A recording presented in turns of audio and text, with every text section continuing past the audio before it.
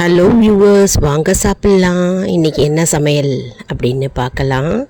நம்ம சேனலை சப்ஸ்கிரைப் பண்ணுங்கள். சப்ஸ்கிரைப் பண்ணிவிட்டு பாருங்கள் குக்கிங் வீடியோஸை. பெல் பட்டனை ப்ரெஸ் பண்ணிக்கோங்க. ஆல் என்கின்ற ஆப்ஷனையும் ப்ரெஸ் பண்ணிக்கோங்க. அப்போ தான் வீடியோஸ் எல்லாம் வந்துங்க உங்களுக்கு உடனுக்குடன் நோட்டிஃபிகேஷனில் தெரிய வருங்க. இன்றைக்கி உள்ள சமையல் ரொம்பவே பிகினர்ஸ்க்கு ரொம்ப யூஸ்ஃபுல்லாக இருக்கும். ஹாஸ்டலில் இருக்கிறவங்களுக்கு ரொம்பவே யூஸ்ஃபுல்லாக இருக்கும். சொல்லவே வேணாம். அவங்களுக்கெல்லாம் ரொம்ப ஈஸியான குவிக்கான இன்ஸ்டன்ட் குக்கிங் தாங்க இன்றைக்கி. மெனு ரொம்ப ஈஸி. இன்றைக்கி ரொம்ப அருமையாக சாப்பாடு அருமையாக அட்டகாசமாக இருந்ததுங்க.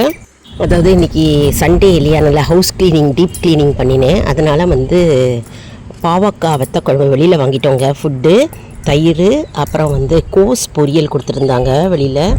வாழைக்காய் கூட்டு பண்ணியிருந்தாங்க. அப்புறம் பீர்க்கங்காய் துவையல், பாயசம்ங்க, கடலப்பருப்பு பயத்தம்பருப்பு போட்ட பாயசம், முந்திரியெல்லாம் இருந்தது. சாம்பார் கேரட்டு, கத்திரிக்காய், வெங்காயம், தக்காளி போட்ட சாம்பார், அப்பளம் எல்லாம் கொடுத்துருந்தாங்கங்க. வாழை இலை வேறு. அருமையாக இருந்தது. சுட சுட சுட சாப்பாடு. அப்படியே வெளியில் புக் பண்ணிட்டோம். இன்றைக்கி வீக்கெண்டு இல்லையா, சண்டேஸு ஒரு நாள் ரெஸ்ட்டு தான் நமக்கு. டெய்லி சமைக்கிறோம் இல்லையா, அதனால் ஹவுஸ் க்ளீனிங் பண்ணுறதுனால இன்றைக்கி செய்ய முடியல. அதனால் வெளியில் வாங்கிட்டோம், புக் பண்ணிட்டோம். ரொம்ப சூப்பராக இருந்ததுங்க. அருமையாக இருந்தது சாப்பாடு. வாழை இலையில் சாப்பிட்றதே உடலுக்கு ரொம்பவே நல்லதுங்க. உடலுக்கு சாம்பார் பாருங்கள். முதல்ல சாம்பார் சாதம் சாப்பிட்லாம். நல்லா தக்காளி, வெங்காயம், கேரட்டு, கத்திரிக்காய் போட்டிருந்தாங்க. கோஸை தொட்டுண்டு, கோஸ் பொரியலை தொட்டுண்டு நம்ம இப்போ சாம்பார் சாப்பிட்லாம். மிளகாய் வற்றலை தாளித்து போட்டிருந்தாங்க சாம்பாருக்கு. ரொம்ப அருமையாக இருந்ததுங்க சாம்பார்.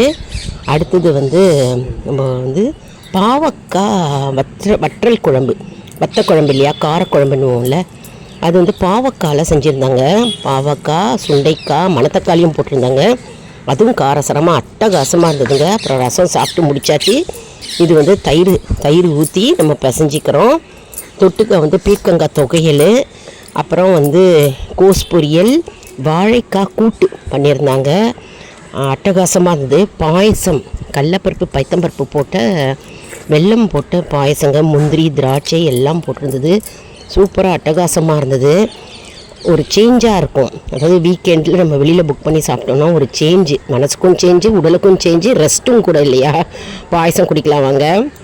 நல்லா ஏலக்காய் வாசனையோட, பச்சைக்கருப்பு வாசனையோட கமன்னு இருந்ததுங்க பாயசம். நல்லா தேங்காவை நல்லா நறுக்கி பல்லாக போட்டிருந்தாங்க. நல்லா கடிப்படும்போது ரொம்ப அட்டகாசமாக இருந்ததுங்க. லைக் பண்ணுங்கள், ஷேர் பண்ணுங்கள்.